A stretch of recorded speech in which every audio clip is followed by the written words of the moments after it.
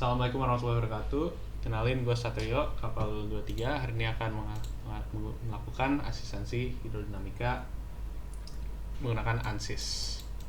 Nah, ANSYS itu untuk melihat RAO dan berapa banyak hal yang berdasarkan grafik-grafik. Tapi selain ANSYS, kalian juga perlu Inventor. Nah, Inventor downloadnya gampang. Dia tuh sepaket sama Autodesk yang kalian buat download AutoCAD Student. Jadi kalau udah bisa download AutoCAD Student, seharusnya kalian udah bisa download ANSYS Inventor. Nah, buat modelnya, ntar kalian membuat sebuah silinder. Nah, silindernya ntar akan memiliki panjang sesuai sama 2 digit terakhir NPM kalian. Gua itu 16 meter. Karena gua 2 digitnya 16. Terus diameternya itu 2 digit dibagi 2. Nah, untuk draftnya ntar kalian pakai ini aja,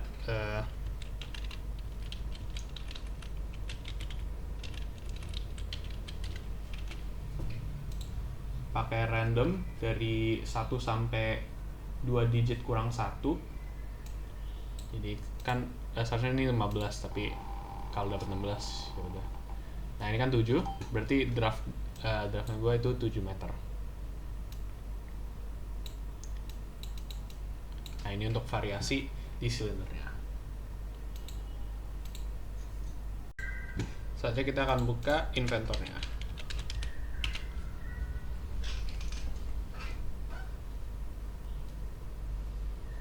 Nah, pertama kalian bikin new, terus standard IPT, create. Nah, terus ntar kalian ke start 2D sketch. Di start 2D sketch ntar kan ada XY plane. Kalian pencet XY plane, terus pencet circle. Sebelum itu semua, kalian ke tools dulu, terus ke document settings, units, ganti ke meter, terus mass-nya ganti ke kilogram. Apply, close. Nah, balik lagi ke 3D model, kita start 2D sketch, XY plane, circle, diameternya 8 meter. Nah, terus kita finish, balik lagi ke 3D model, extrude. Nah, extrude-nya ke belakang karena ini buat draftnya, sebesar 7 meter. Oke. Terus kita pencet extrude lagi. Kita pencet extrude. Kita start 2D sketch ke bagian circle tadi, buat circle baru lagi segede 8 meter. 3D model, extrude sebesar tadi kan gua 16 meter, berarti 16 kurang 7 itu 9 meter. Oke. Nah, terus kalian ke filenya, terus ke iProperties, ke physical, terus materialnya pakai steel, serah mau steel yang mana aja, mau steel sini. Gue pakai steel high strength low alloy, accuracy-nya boleh low, terus ke center of gravity. Nah, terus kalian catat mass, XYZ center of gravity-nya, mass moments-nya, initial properties ke center of gravity, terus EXX, EXY, semua ini kalian catat. Apply, close. Nah, terus ntar kita balik lagi ke file, export, CAD format, terus ini kan masih AutoCAD DWG file, kalian ganti jadi IGES file, IGS. Nah, terus ya udah save aja, hydro cylinder, enter. Oke. Sekarang kita ke ANSYS Workbench. Jadi kalian carinya Workbench ya, kalau udah download ANSYS-nya. Nah,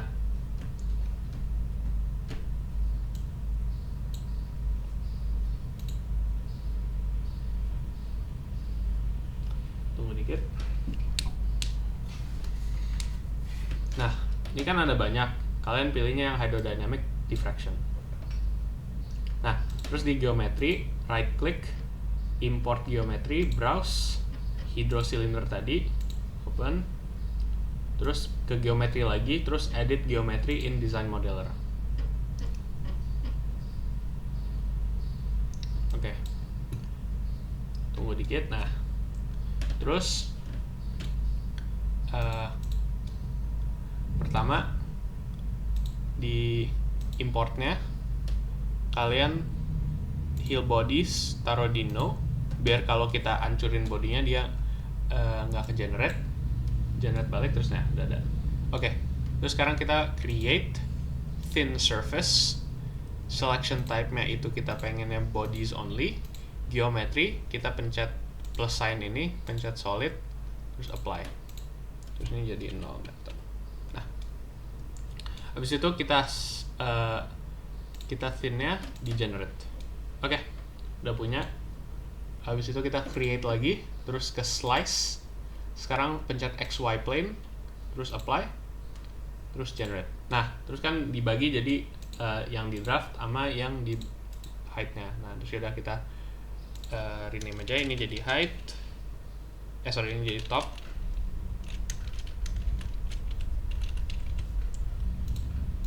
Terus ini rename jadi draft. Oke, terus ini dua-duanya di select, terus di right click, terus form new part. Oke. Terus tutup aja. Design modeler itu masih satu dalam satu project workbench, jadi aman aja kalau kalian escape. Yang penting filenya di save di workbench. Nah, sekarang kita ke model, right click, terus edit.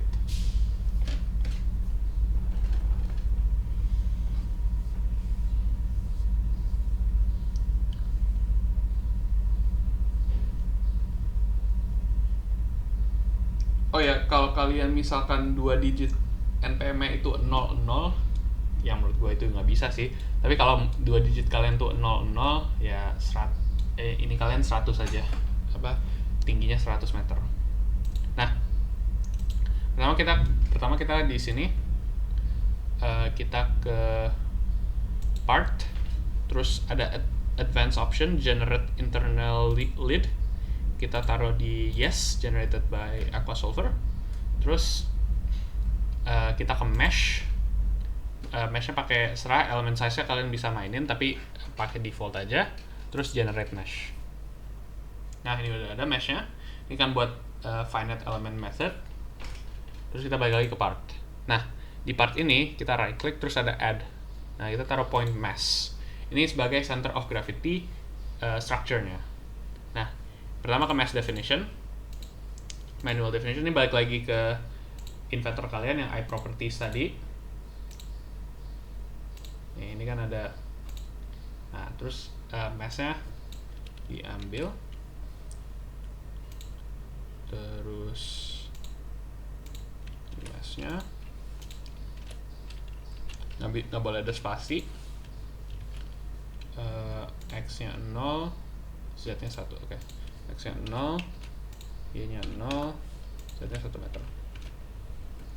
Terus inertia properties-nya ganti dulu dari radius of gyration ke direct input of inertia.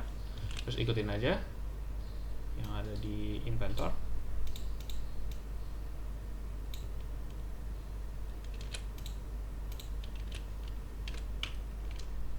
Ini 0 sama 0, IYY-nya juga ada. Oh, ikutin, ini kan gue pakai 0 sama 0 karena memang ada 0-nya. Memang 0 mereka. Terus ini. Oke. Nah, terus udah ada point mass-nya. Sekarang kita ke analysis settings.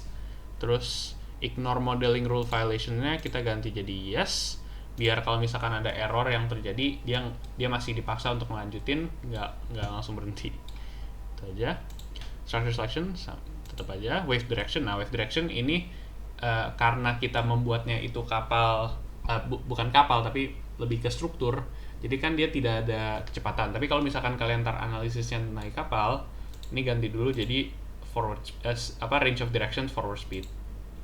Tapi untuk sekarang kita itu aja. Nah, intervalnya serah kalian mau 45, mau yang penting di bawah 45. Jadi mau 30, mau 10, mau 1 serah kalian. Tapi ya untuk sekarang gua 45 aja. Nah, wave frequencies ini kalian naikin jadi 100. Kalau misalkan laptop kalian nge-crash terus, kalau 100 ya udah jadiin 50 atau apa gitu, tapi sekarang coba 100 dulu. Nah, kan frekuensinya ada 100. Nah, terus kita ke solution, kita insert result. Pertama of course hydrostatic, terus kedua itu pressure and motions. Nah, pressure and motionsnya wave position, ini directionnya kalian ganti jadi 180 derajat, wave positionnya kalian jadi sequence. Nah, terus solutionnya lagi insert result. Pertama kita kan pengen RAO, distance rotation versus frequency. Nah, terus kita jadiin 180 derajat dulu, terus duplicate jadi ada 3. Nah, terus kenapa ada 3? Karena kita ingin melihat respons kapal. Respons kapal itu di global Z, yaitu heave, terus global Rx itu roll, terus global Ry itu pitch. Oke? Setelah itu RAO udah, kita ke radiation coefficients, radiation damping, kita duplicate balik lagi 3 lagi, terus ganti jadi heave, pitch, roll, terus baru pitch. Nah, solution tambah lagi radiation coefficient, terus sekarang added mass, sama kayak tadi kita ganti jadi duplicate jadi roll, terus ini pitch. Oke. Terus tambah lagi terakhir itu diffraction, wave excitation coefficient, terus kita mau yang diffraction and Freud-Krylov, force moment versus frequency. Jadiin 180 derajat dulu, duplicate. Nah, terus kita jadiin heave, roll, sama pitch. Oke. Sekarang kita ke solutions, terus kita right click, nah terus solve. Nah, mungkin ini akan agak lama, jadi tunggu aja.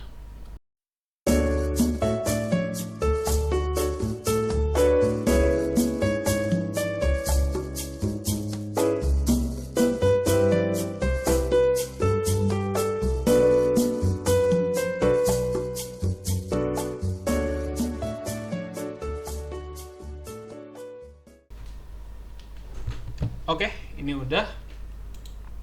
Ini kan udah ada hydrostatiknya. Nah, terus ada pressure and motion. Ini mungkin kita pressure motion ntar dulu.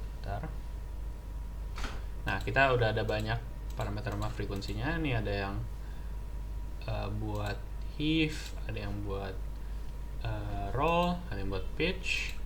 Terus ada radiation dampingnya. Ada sama ini added mass, terus diffraction, Freud-Krylov.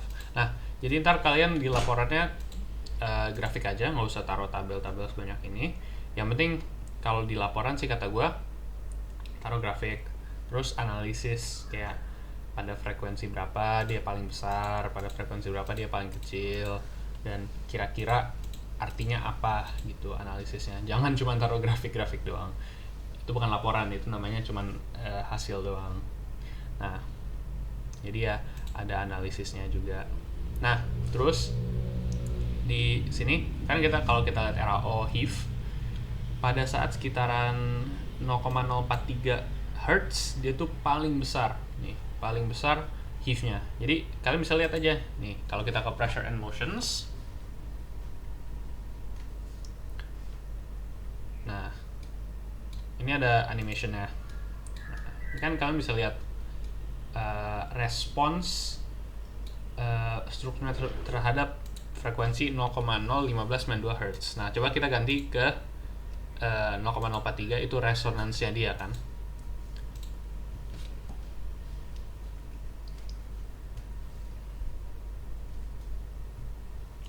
Nah, dia akan mengalami, dia akan bergerak sangat ekstrim. Nah, ini hasil dari kalau misalkan dia berada pada frekuensi yang resonansi sama buildingnya. Makanya ini sebagai analisis juga, kira-kira ntar apa yang terjadi kalau misalkan dia kena sama ininya, frekuensi resonansinya. Nah yaudah, mungkin itu aja asistensinya. Kalau misalkan ada yang bermasalah, chat aja gue di WA. Kalau ada yang bingung tentang apa-apa, chat aja gue di WA. Mungkin itu aja dari gue. Ntar pengumpulannya laporan dari ANSYS-nya sih seharusnya nggak ada apa-apa yang perlu dikumpulin, karena kalian juga nggak bisa ngumpulin file workbench-nya sih. Jadi kata gue ya yang penting kalian pertama taruh aja dulu kira-kira TLDR pembuatannya kayak gimana, kayak diameternya, draftnya gitu, bikin di Inventor biar dapat center of gravity-nya, terus baru masukin step by step-nya di ANSYS-nya kayak gimana tadi modelernya. Itu kan metode ya bilangnya, terus baru hasil terus analisis, terus kesimpulan gitu aja.